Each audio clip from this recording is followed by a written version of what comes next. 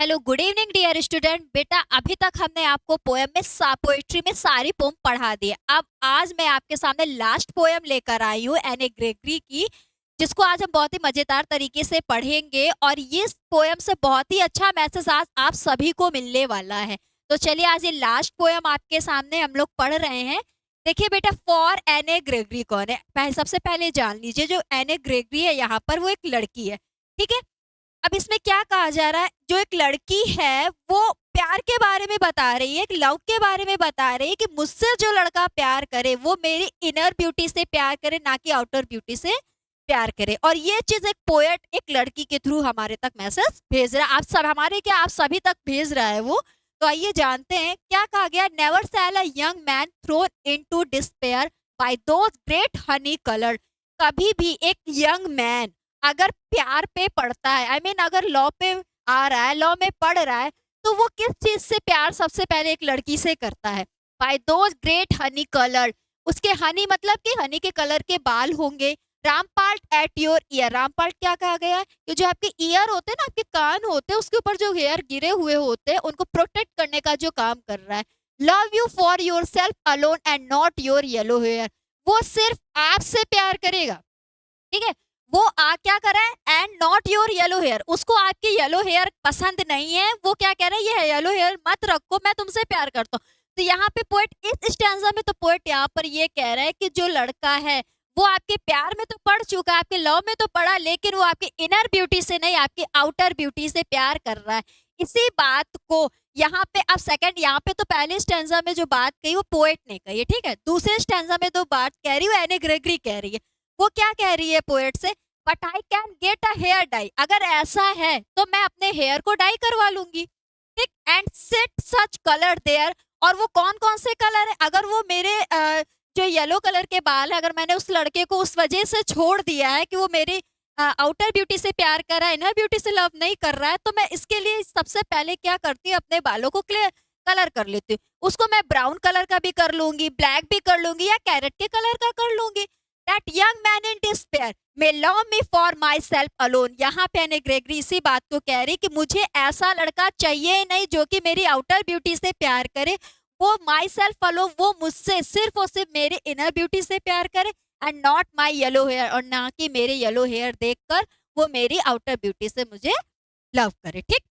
अब third stanza में फिर पोएट क्या कह रहा है एने से, कह रहा है आई heard an old religious man, कल रात ही मैं एक बहुत ही बूढ़े आदमी से मिला, but yesternight declared that he had found a text to prove, उन्होंने कहा किसी बुक या किसी ग्रंथ में ऐसा लिखा है, वो प्रूफ करते हुए कह रहा था मुझसे, बहुत ही ज्यादा उससे कह रहा था कि that only God my dear, अगर आपसे कोई प्यार कर सकता है, सच्चा लव कर सकता है, आपकी इनर ब्यूटी से कोई प्यार कर सकता है, तो वो सिर्फ और सिर्फ एक गॉड मतलब भगवान ही हमसे कर सकते हैं, ना कि कोई अदर, ठीक। Could love you for yourself alone and not your yellow hair, वो आपसे प्यार नहीं करेगा, ना कि आपके येलो हेयर से प्यार करेगा। गॉड एक ऐसा जो कि आपके अंतरात्मा, आपकी इनर ब्यूटी के देखते हुए आपकी कैरेक्टर से ही आपको अच्छे से प्यार करेगा। तो यहाँ पे ये चीज हमारे एने ग्रेगरी चैप्टर में बता रखी। तो इतना आई होप कि आपको समझ में आ गया होगा। अब इसी पोएम को हम चलिए समरी पे और अच्छे से समझते हैं, ठीक है। तो हम पोएम को अब समरी की तरफ ले जा रहे हैं। समरी में क्या चीज है देखिए।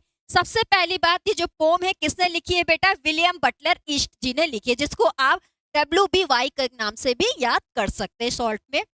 समरी क्या है, a conversation between poet and a young girl. Starting पर ही बता दिया गया था, ये पोएम में कन्वर्सेशन चल रहा है, किसके बीच चल रहा है, एक यंग मैन और एक यंग वुमेन के बीच चल रहा है। यंग मैन यहाँ पे पोएट को बताया गया, और यंग जो यहाँ पे वुमेन है वो एक यंग गर्ल जो है एने को बता दिया गया, ठीक है। इन दोनों के बीच बातचीत कन्वर्सेशन चल रहा है। A boy get rejection from her means he was in love with her attractive look. वो क्या कह रही, अगर मैंने किसी लड़के को रिजेक्ट किया है तो वो इसलिए किया है कि वो मेरी तरफ अट्रैक्ट ना हो, ना कि मेरी आउटर ब्यूटी से अट्रैक्ट होके मुझे प्यार करे, जबकि मेरी इनर ब्यूटी से ही मुझे लव करे। True love inner qualities not look. तीसरे स्टैंजा में बता रखा, मतलब कि इस चैप्टर की यही समरी है, यही मेन समरी है कि जो ट्रू लव है आपके इनर क्वालिटी देखकर आपसे प्यार करेगा, ना कि आपके लुक्स को।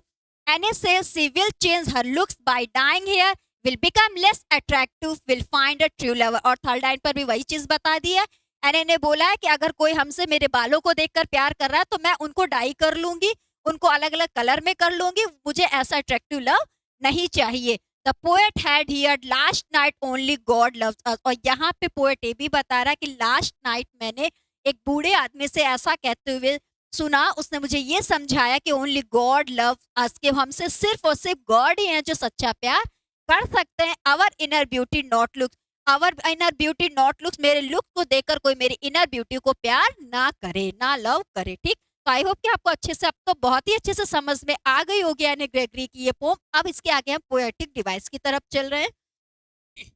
पोएटिक डिवाइस में देखिए क्या है बेटा, सबसे पहली बार इसमें सिर्फ 3 ही पोएटिक डिवाइस है। एलिट्रेशन है, एलिट्रेशन हमने आपको उस दिन भी बताया था, love your for yourself alone and not your yellow hair. अब देखिए इसमें क्या है, बार बार कौन सा वर्ड रिपीट हो रहा है, तो वाई, और इसमें वाई और इसमें वाई। ठीक, मेटाफर में क्या, बाय दोस ग्रेट हनी कलर्ड, कलर्ड है यहाँ पर, और रैम्पार्ट एट योर ईयर, ये यहाँ पर मेटाफर है। राइम स्कीम इसमें क्या है, इस पूरे पोएम में जो राइम स्कीम है बेटा वो ABCBDB है। आई होप कि आपको अब ये पोएम आज आखिरी पोएम है जो अच्छे से समझ में आ गई होगी।